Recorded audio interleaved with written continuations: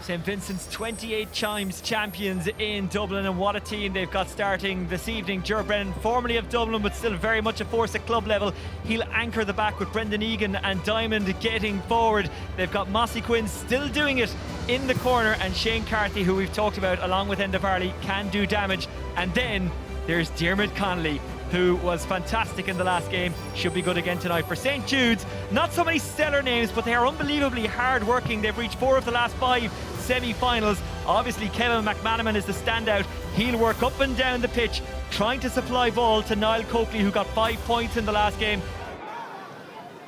Ball into the corner, looking for Declan Donnelly. Donnelly thought about putting it onto the left boot. Now it's Ross O'Brien, who can shoot. And that is what they were missing in last year's semi-final. Ross O'Brien's scoring ability. Brilliant stuff. Everyone is covered, so Guckian is going to have to take it on himself.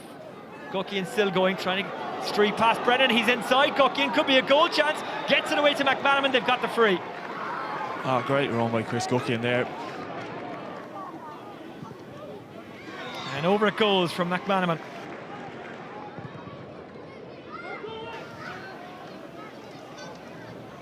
Well taken on the go by Gavin Burke. Burke made the run, he was looking for it off the shoulder, but they've got the free. Tomás Quinn bounces back up. Mossy Quinn drew it in beautifully. Great score for Tomás, who just drew it from right to left.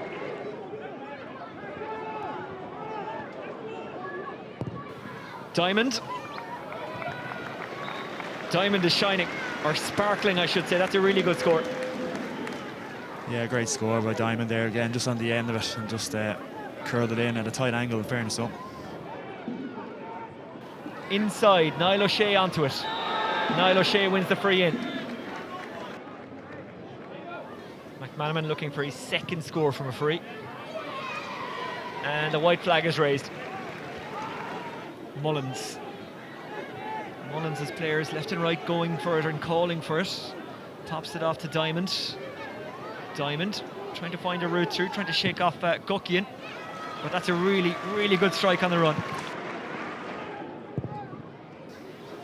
When in doubt, go long. Broken down by St Vincent's. That's exactly what Vincent want. They want to go long for the more 50-50 balls, so the more they can do that, the better. Nathan Mullins, it's opening up for him. Mullins! He gets the goal! In off the woodwork. Initially I thought it was going to bounce back out, but it ended up in the back of the net, and that is a fantastic finish by Nathan Mullins. Yeah, fantastic. We just mentioned a moment ago, he was having a great game and just drove forward there, and in fairness to him, in off the post. Great finish by Nathan Mullins. Concar.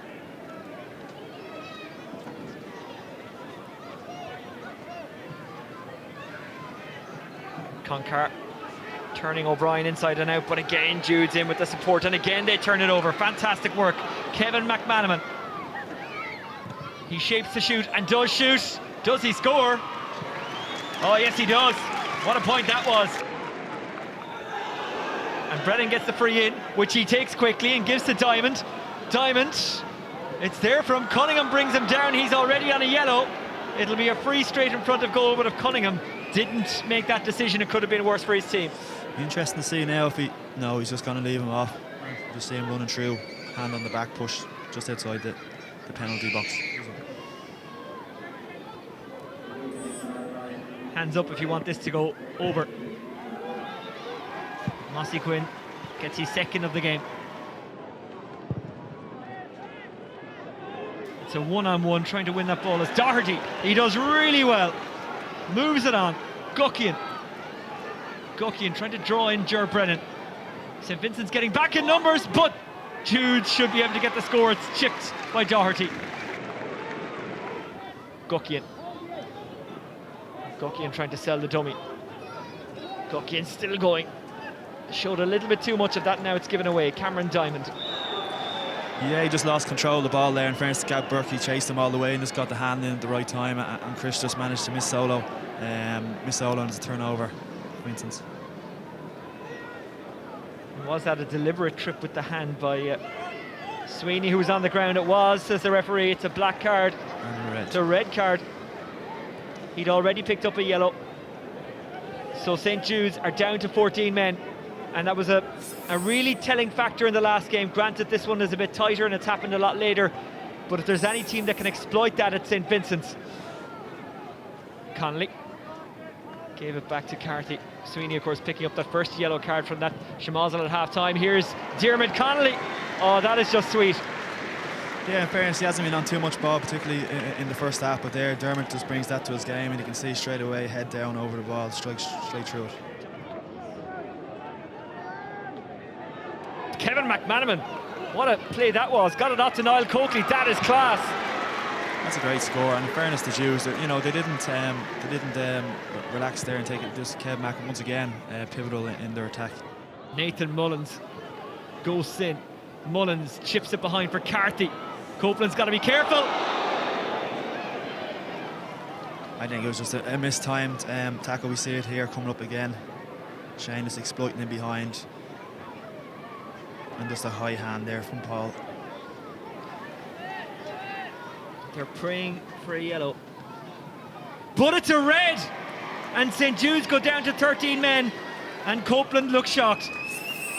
Yeah, similar to the Ross O'Carroll incident in the Crokes game. It's just one of those things. It's probably dangerous play, and I suppose technically it potentially is a red card, but for me, you know, they'll struggle now, 2 players down, especially their goalkeeper, such an influential player in their team.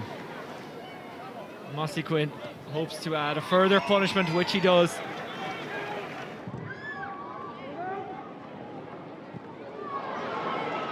Declan Donnelly moves it inside.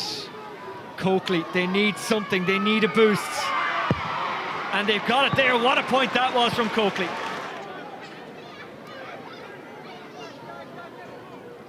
Diamond. Varley. Varley. Sweet, sweet score from Varley. Switch to Connolly. Fouled by Donnelly, free in. You see Dermot straight away, as soon as his head was nearly up and he was still on the ground, looking for that option, as all those good players do. Connolly. Great catch. Varley goes to ground, no penalty. Mossy Quinn, goal, and that's that. Yeah, there's one person you want a couple of yards out from goal, taking a shot for you, it's probably Tomas Quinn. But again, just referring back to Dermot, head up all the time, you could see it. Pinpoint pass, a great catch inside, but I think it was Enda Varley out, just managed to spill it out to Tomas. Tomas just had a look at the keeper and just slotted it home. Guckian. They're taking on St. Vincent's. Guckian tries to find Donnelly. Coakley put the power behind it, but that meant it had a bit of elevation. Not over yet, into the hands of Sheehy. Another goal on here, perhaps. Great save by John Brian Carthy. Shane Carthy gets it back and plants it home. It's harsh on St. Jude's. They don't really deserve it, but Vincents have so much talent, they were always going to exploit their numerical advantage.